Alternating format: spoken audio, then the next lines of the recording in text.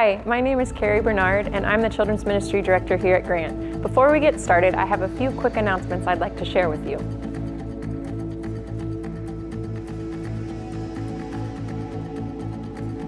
College students, if you haven't signed up for our spring conference, go online and do so now. The deadline to sign up and still receive a sweatshirt is this Thursday. The cost, including a sweatshirt, is $45 or $20 for just the conference. Since we can't meet physically together, the entire weekend will be online. We'll meet from 7 to 9 p.m. for 3 straight nights, May 22nd through May 24th. We will have worship and a guest speaker. We will also be breaking into small groups. Don't miss out on this chance to learn and grow together. We are wrapping up our Annie Armstrong Easter offering. We have raised $2,600 so far. This is your last chance to donate to what God is doing in North America. You can give online or by sending a check into the office. We wanted to share with you why we support missionaries in North America. Check out this video before we begin worship this morning.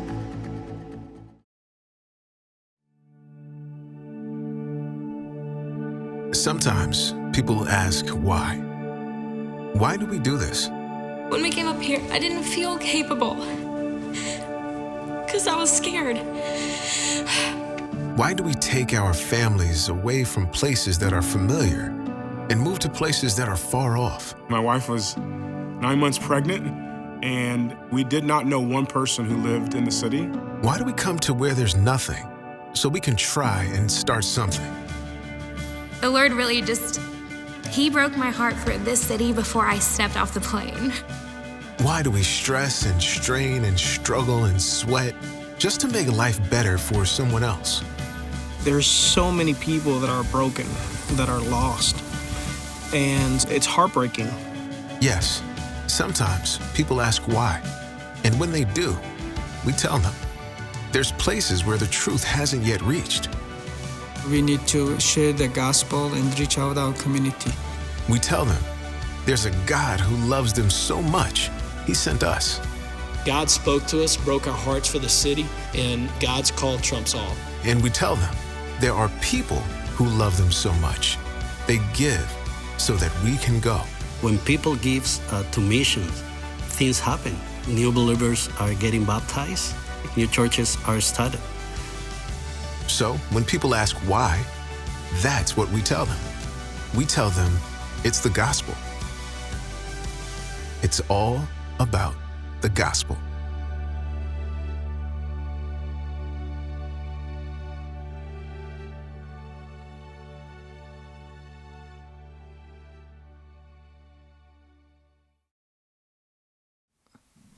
Good morning, church. Thanks for joining us, and a special thank you to you if you've been helping support North American missions. I had a passage on my heart this week that I wanted to share with all of you guys. It comes from John chapter 4, and in the story, there's a royal official whose son is pretty close to death, and he sees Jesus, and he begs Jesus to come and heal his son. And Jesus replies, "Unless you people see miracles and signs, miraculous signs and wonders, you will never believe." And I think that verse is definitely applied to me during this time of quarantine. I know that in this hard time, we might not see God moving with our physical eyes, and we might want to see miracles and signs to know that He's still working, but Jesus tells us that we need to believe in His ongoing work, and when we can't see it with our physical eyes, we need to see it with the eyes of our hearts. So as we sing these two songs, Desert Song and 10,000 Reasons, I would encourage you guys to sing with us and keep that in mind, and to believe in that ongoing work, even when we might be in a spiritual desert and we can't see it.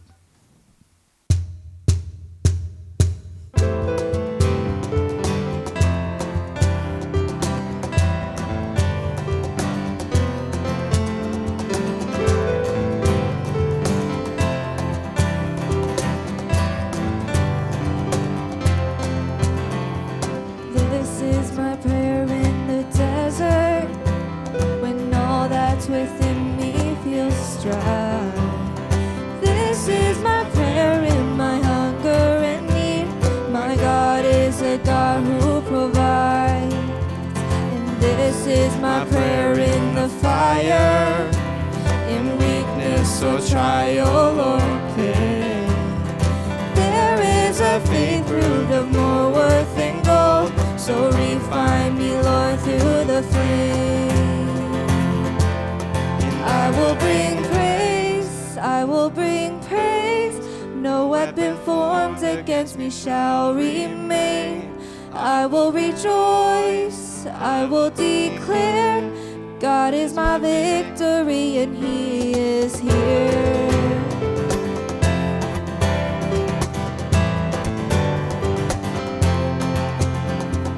This is my prayer in the battle, when triumph is still on its way.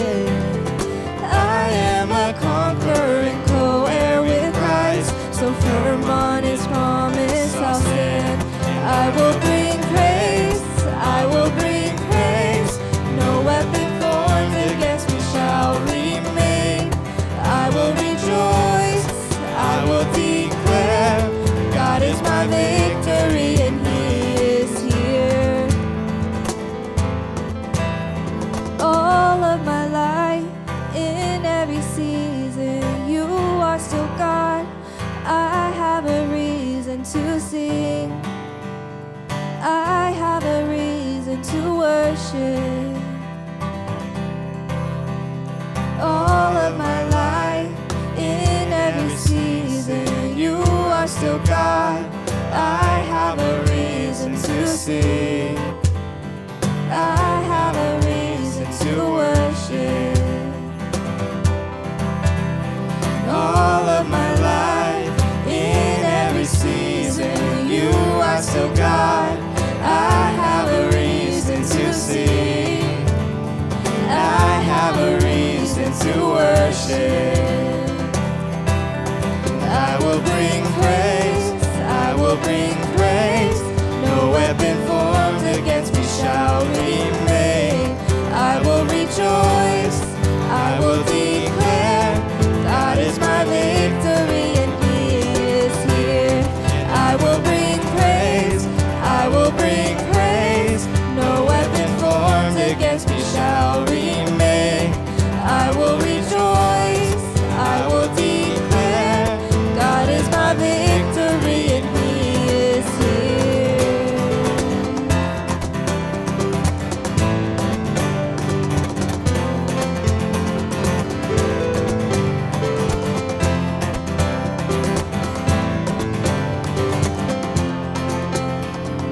This is my prayer in the harvest, when favor and providence flow.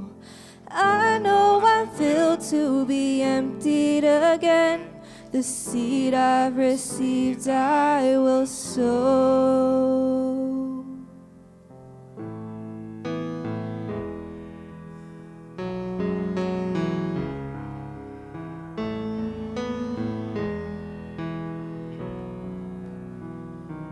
Bless the Lord, oh my soul, oh my soul. Worship His holy name. Sing like never before, oh my soul. I'll worship Your holy name.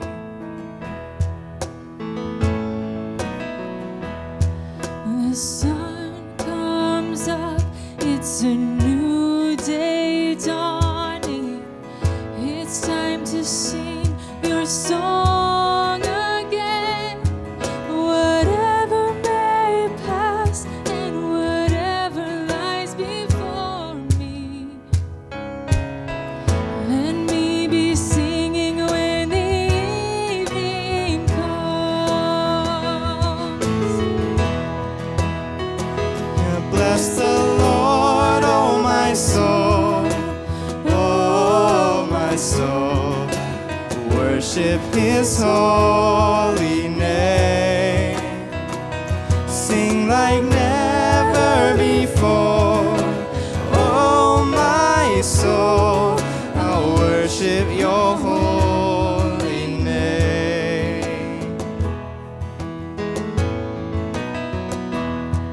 You're rich in love and You're slow to anger.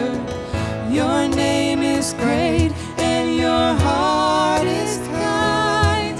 For all Your goodness I will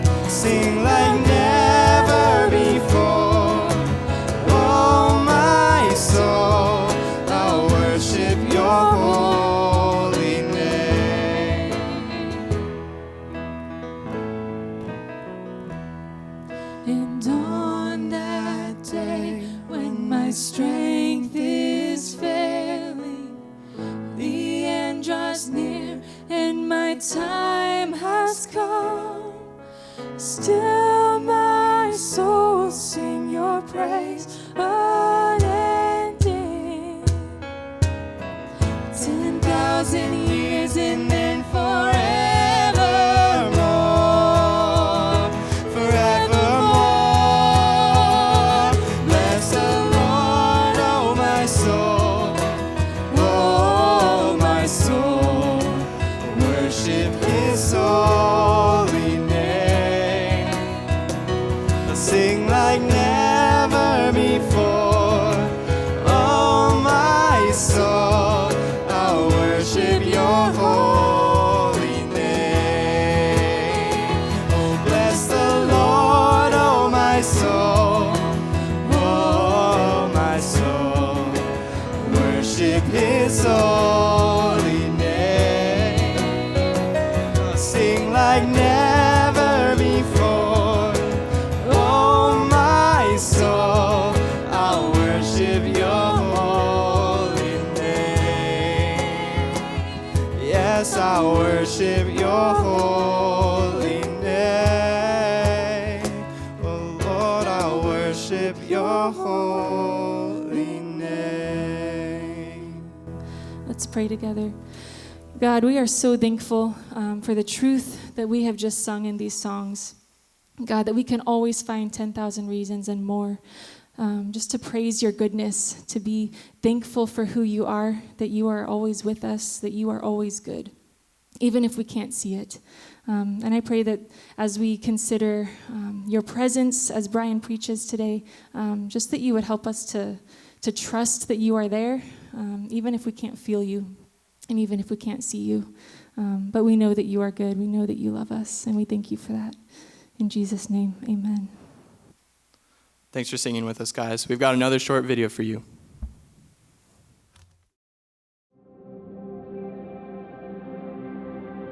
The Lord is my shepherd, I shall not want. He makes me lie down in green pastures. He leads me beside still waters. He restores my soul. He leads me into paths of righteousness for His name's sake.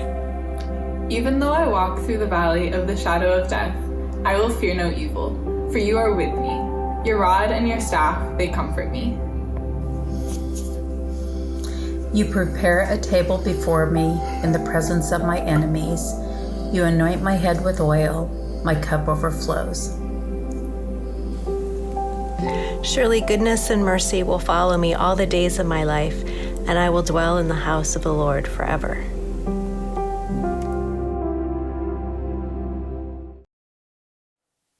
Psalm 23. That's what we looked at last week. We're going to continue looking at this week. So if you have your Bible or if you got a phone, you can get it out. Would you go to Psalm chapter 23?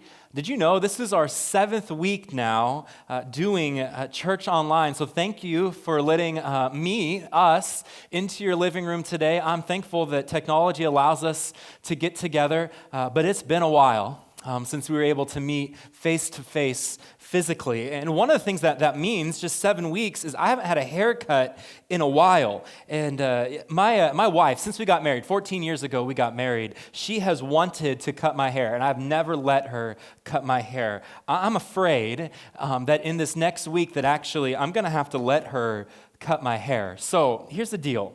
Next Sunday, when we meet like this again, if my haircut just looks great, then she can have all the praise. If it looks interesting, then we can blame her. If my hair is just longer than it is now, here's what that means. It means I chickened out and we did not get a haircut at all. So you can place your bets on what will happen, but we'll see next week. But let's go to Psalm chapter 23. We're going to settle into verse 4 today. In the middle of that verse, I will fear no evil. I was thinking about fear, and I don't know, about 4 or 5 years ago, I was laying in bed, me and my wife. It was in the middle of the night. I was actually sound asleep, and I woke up to her because she was nudging me in my side, trying to wake me up. And you know how happy you are when you get woken up in the middle of the night. And so I'm like, what's going on? And she says to me, do you hear that? I'm laying there in the darkness, quietness. Nothing. I don't hear anything. I'm like, let's go back to sleep. And so I kind of start to like close my eyes and go back to sleep when then I hear it.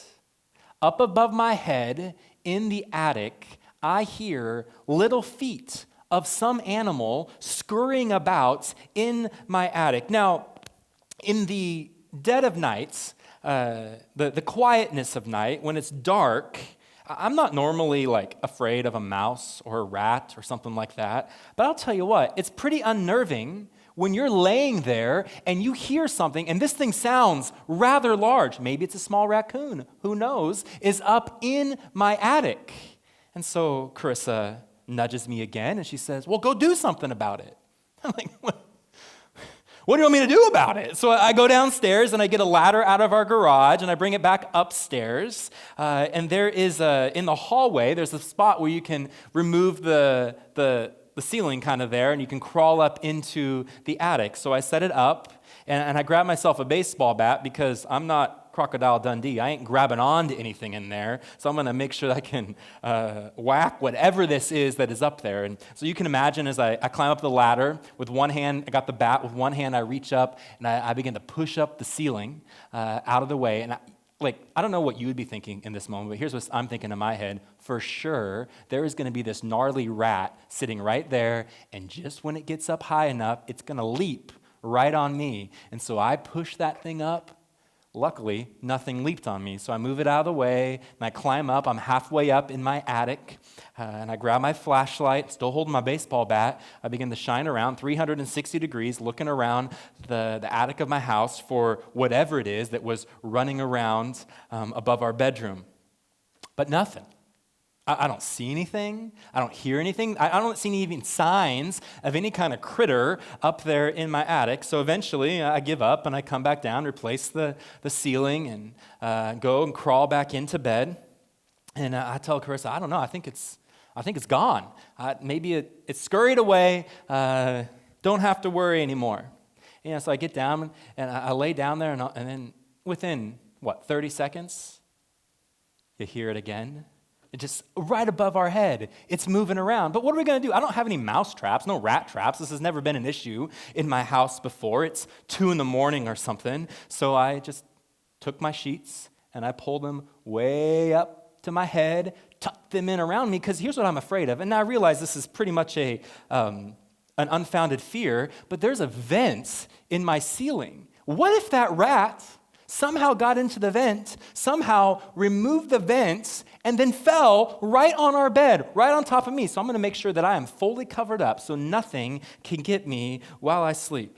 Now, again, I don't know how you would be in this situation, but when you're all wrapped up like that, and you're just laying there in the darkness, and all you hear is this little guy running around in your attic, do you actually sleep during that time? No.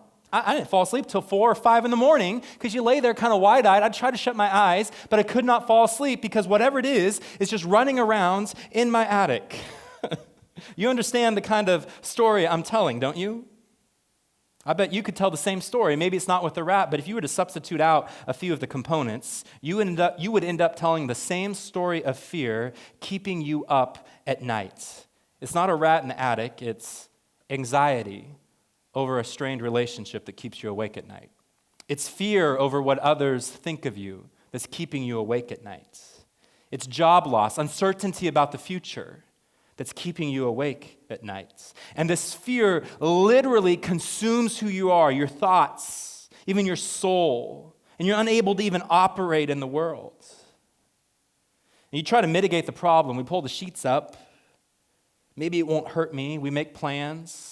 We seek to control things, but none of it's really enough. We live in a world where anxiety and fear reign, where anxiety and fear is growing even today in the midst of the coronavirus. People are afraid. Anxiety is increasing. Last week, we began looking at Psalm chapter 23. It's a song about a shepherd and his sheep. It's a song about God and his people, God and you. We said it last week, sheep are anxious animals, and they're also not very smart. That's why you'll never see a sheep when you go to a circus, because you can't train a sheep to do anything cool. They're not smart enough for that. And so today when we come to verse 4, we think about the anxious sheep that is walking through the valley of what we're told here, the shadow of death. And right there in the middle, it says this, I will fear no evil, for you are with me. I will fear no evil, for you are with me. That is a confident statement. There is no need to fear when the Lord is near. The sheep did not fear walking through the valley with their shepherd because the shepherd was close.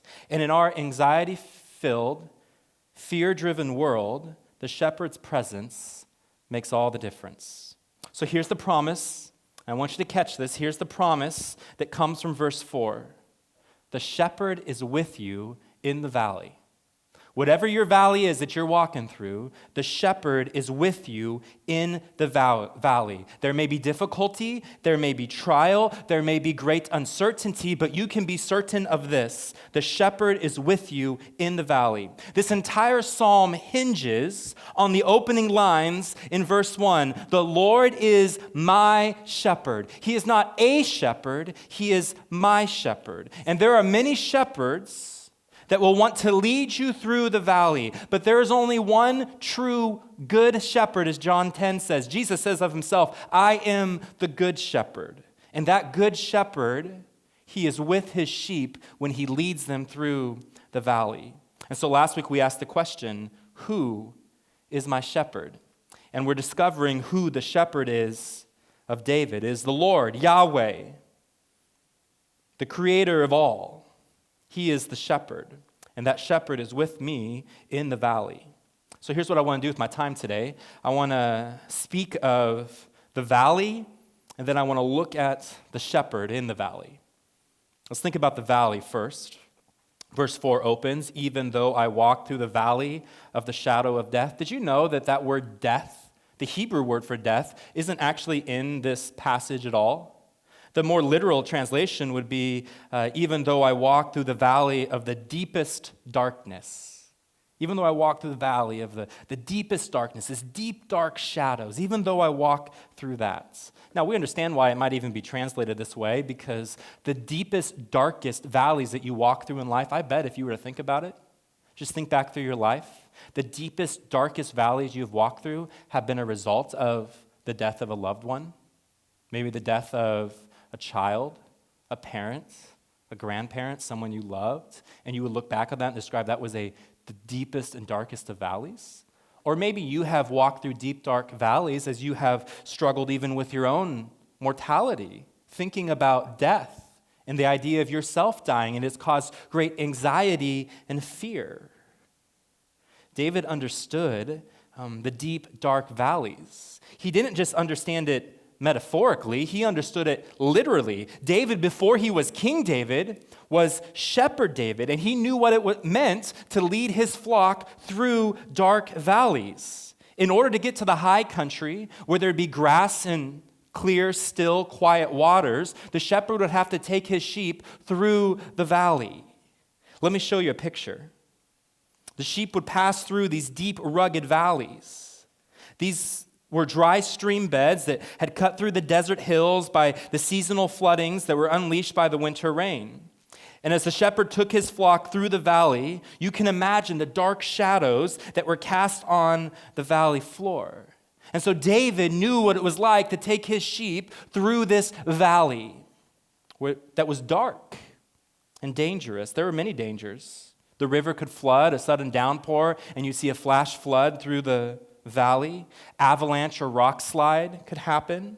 There could be poisonous plants that a sheep might end up eating and getting sick and die, and there were certainly predators. There were dangers lurking in the shadows.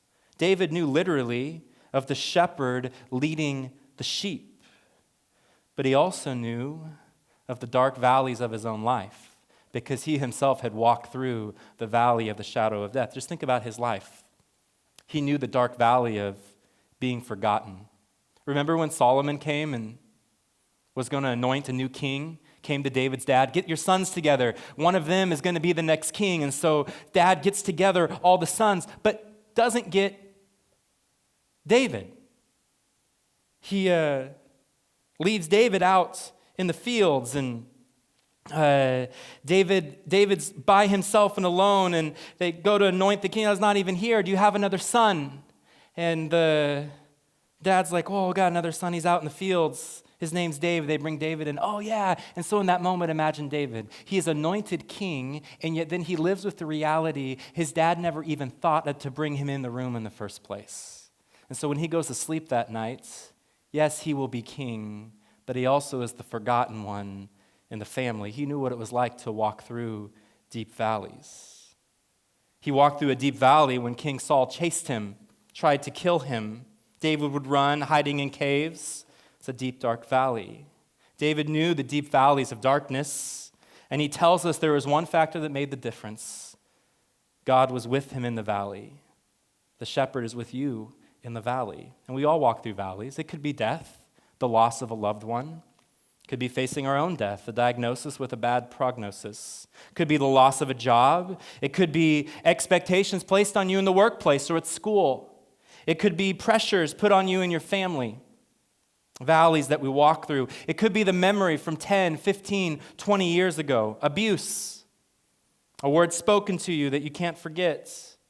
Maybe it's divorce, your own divorce, or the divorce of a parent. We're walking through valleys. Maybe it's a strained relationship. You know, it's not a matter of if you will walk through the valley. It's a matter of when. It says even though. That word though could be translated when. It certainly can't be translated if. Even when I walk through the valley of the shadow of death, the deepest darkness. You know, the Bible doesn't hide the facts that we will walk through dark valleys. It's not in the fine print of the Bible. It's on the pages of Scripture. Joseph is sold into slavery. Moses is in the desert. Daniel is in a lion's den. Jonah is in a fish. Jeremiah is thrown into a well. Peter is thrown into prison. Paul is beaten. The disciple John is exiled to an island. The valley's not in the fine print of the Bible. It's right there. It isn't a tag on to the end of a pharmaceutical commercial. You know, when the guy adds on at the end of the commercial all the bad things that could happen if you take this drug. No, Jesus says it plain as day. In this world you will have trouble, but take heart. I have overcome. And the one who has overcome says, I am the good shepherd. And he walks through the valley with us. So if last week's question was, who is my shepherd? Today, I want the question to be a little bit more personal. And the question's this: what is your valley? What's your valley that you're walking through? Maybe it's financial issues. Maybe it's discrimination. Maybe it's health issues. Maybe it's anxiety, just the lack of control that you have over things right now. Maybe it's fear of what other people are thinking about you. Maybe it's marriage problems. What's the valley that you're walking through? I want you to notice three things about this valley, and then we'll end with one thought on the shepherd. But think about these three things happening in the valley. Number one, the valley is where God is most personal. It's in the valley where God is most personal. I don't know if you caught this in verse 4. Right there in the middle, I will fear no evil, for here it is, you are with me. All of a sudden, David changes from talking about the shepherd in third-person terms to second person. Up to this point, it had been, he makes me lie down, he leads me, he restores me, he leads me in paths of righteousness. Now he speaks you. He'd been talking about God, and now he talks directly to God. But isn't this true? That when we walk through the valleys of our life, it's not enough just to talk about God. We have to talk to God. It's because in the valley, not on the mountaintop, do we really get to see the character of God. God reveals himself best when we walk through the valley. Carissa and I, my wife, We have some friends. They've been our friends for a long time. We met in college. They got married the year before us. We were in each other's weddings. And this fall, I still remember the day when he came to me and he told me they were pregnant. They were going to have a child. But the excitement didn't last long because there were many, many complications, both for his wife and for the baby. There was a trip to the emergency room. There were many, many trips to OHSU in Portland. And eventually, in what I believe can only be described as the valley of the shadow of death, they lost their baby. They had actually experienced a miscarriage before, I remember it. But this time it was different. This was more horrific. It was more painful. It was more tragic.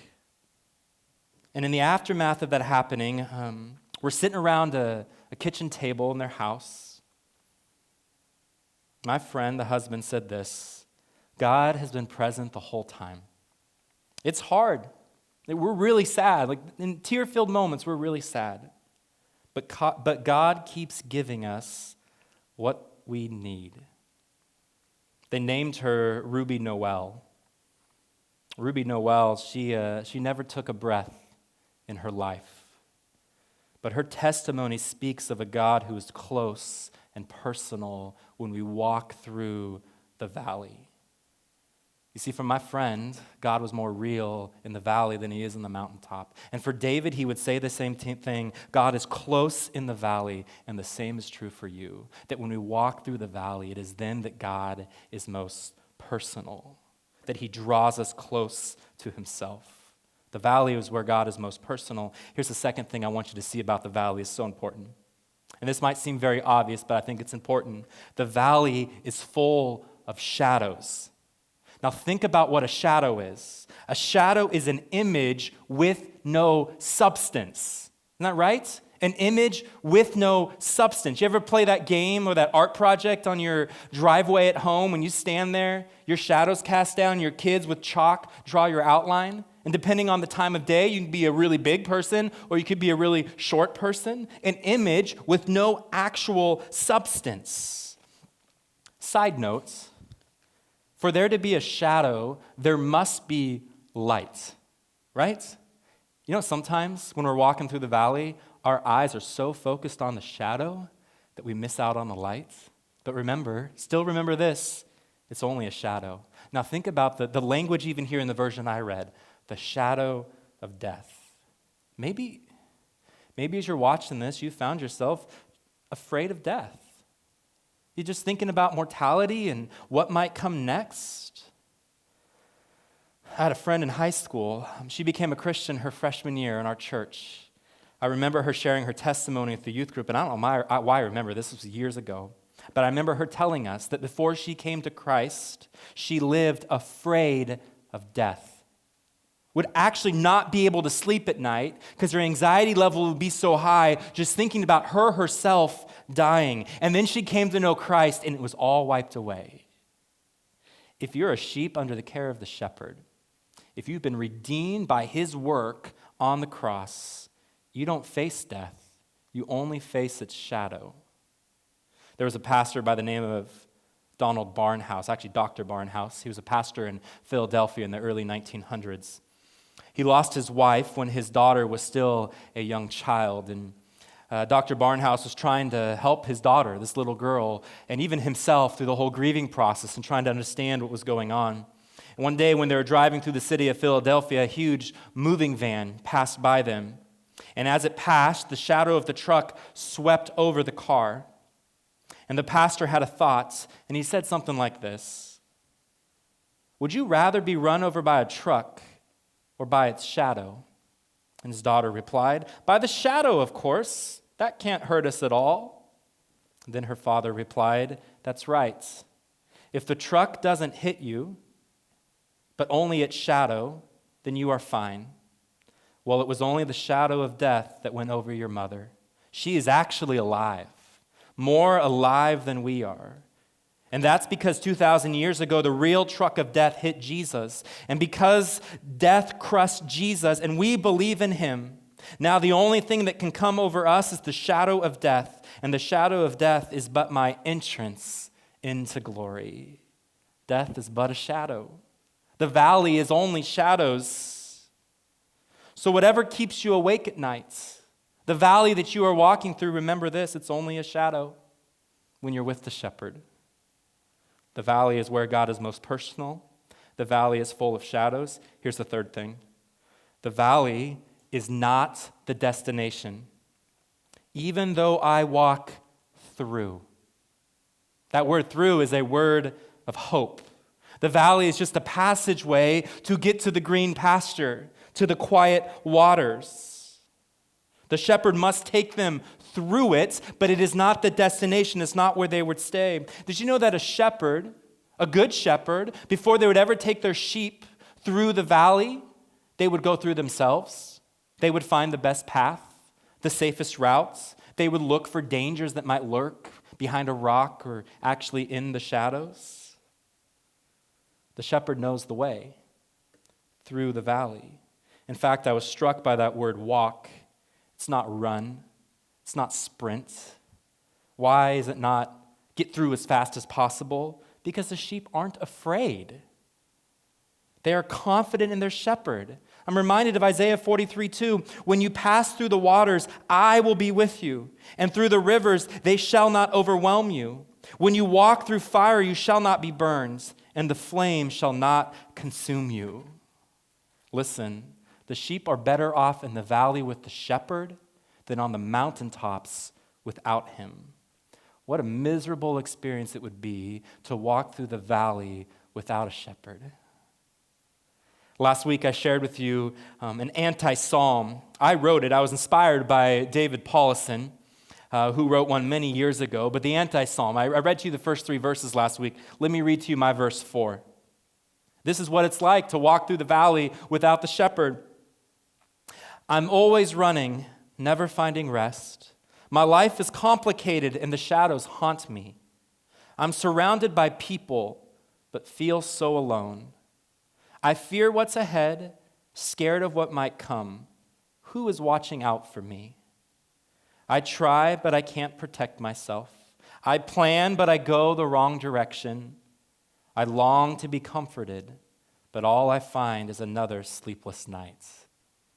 The anti-Psalm 23, verse 4. Oh, but the shepherd is with us in the valley, and there is nothing to fear when the Lord is near. Let me share one thought about the shepherd. The shepherd protects and he directs. The shepherd protects and he directs while his sheep are in the valley. Here's what it says: your rod and your staff, they comfort me. It is the rod of protection, the staff of direction.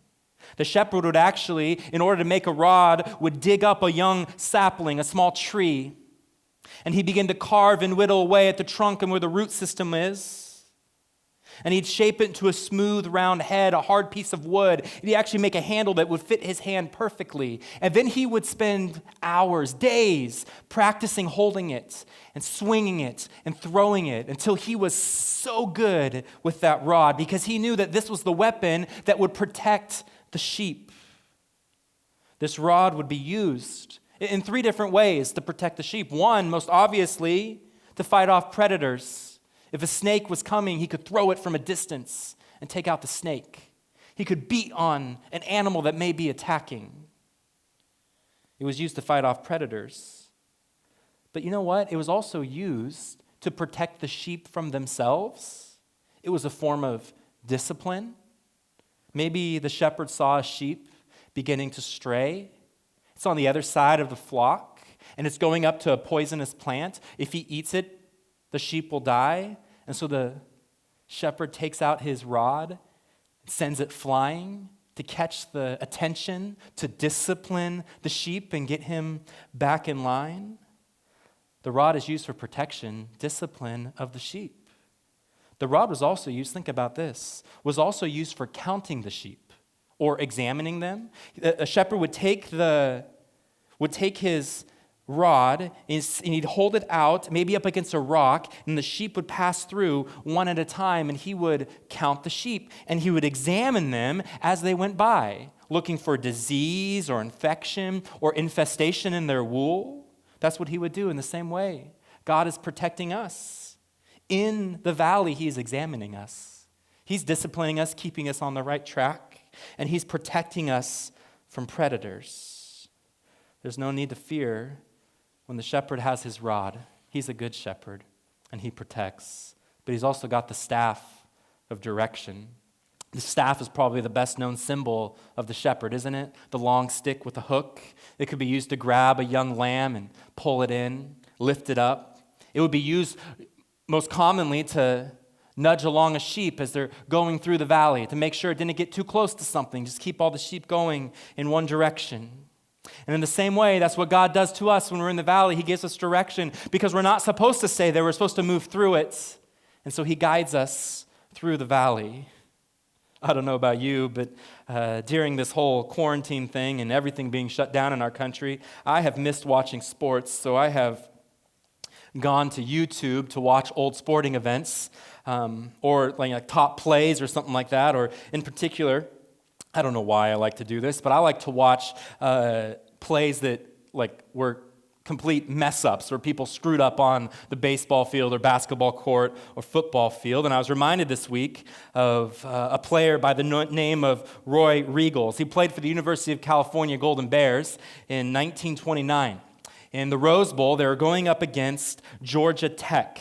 The game was scoreless when Roy Riegels was on defense and the Georgia Tech offense was on the field. Georgia Tech fumbled the ball. Roy Riegels scooped up the ball and began to run towards the end zone. But the wrong end zone.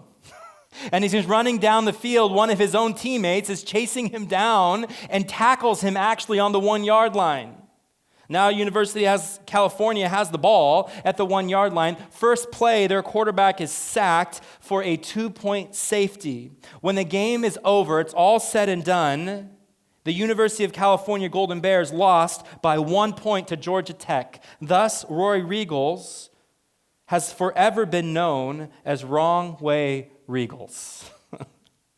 Roy would later say that he heard that teammate when he was running down the field yelling at him, "You're going the wrong way, you're going the wrong way." And Roy thought, what's wrong with him? He doesn't understand. One reporter commented, Roy had great instincts without direction. He had instincts to pick up that ball and run, but he ran the wrong way. You know, in the valley, we need a shepherd to give us direction, because we can't trust our instincts. They'll fail us. Did you catch the very end? Your rod and your staff, they comfort me. That's the result of the rod and the staff, the shepherd. They comfort me. You know, we are likely to chase comfort with a whole host of destructive behavior. We'll follow our instincts to chase comfort in the midst of the valley, alcohol consumption, sexual addiction, self-harm, but none of it will really bring comfort. We need the shepherd to guide us, to protect us into comfort. So last week I gave you a soundtrack for your week. Do you remember it? My good, his glory. My good, his glory. Just to remind us as we're walking through life, this is for my good and his glory. Let me give you another. My comfort, his presence. Isn't that what verse 4 is saying? My comfort, his presence. And by the way, comfort implies sorrow, difficulty, and uncertainty. No one comforts a happy person, right? We go and comfort someone who is struggling. And so the very idea of this is that when you're walking through a valley, that our comfort is found in his presence. And so whatever valley you're walking through, you name it, whatever valley you're walking through, would you say this with me? My comfort, his presence. I was reading a book by Louis Giglio this week. He's pastor of Atlanta, and he reminded me of a tradition of children counting sheep when they cannot sleep. I used to do this when I was a kid. I couldn't sleep, and my mom would say, count sheep. So you'd lay there in bed and close your eyes, and in the TV screen of your mind, you would watch as sheep would come along and, I don't know, jump over a fence or something to keep moving. 1, 2, 3, 4. And then you'd say, this ain't working. Right? It doesn't actually work. It's not actually putting me to sleep at all. Hey, listen, whatever fears keep you awake at night, you don't need to count sheep because your shepherd is counting you. He is present with you. He has not lost track of you. You can find comfort in that, his presence. And so we're going to say it together over and over again. As we walk through difficult times of valley, whatever valley you may be in right now, or whatever valley is on the horizon, my comfort, his presence. Would you guys take a moment in your homes, wherever you may be, and would you just pray for one another as we walk through valleys? Just a reminder that we can find comfort in his presence. Thanks for joining us today. I hope you'll get on our Zoom call on Wednesday, 7 o'clock. You can check our website. We're going to pray together. Otherwise, we'll see you back here next Sunday. Thanks for joining us.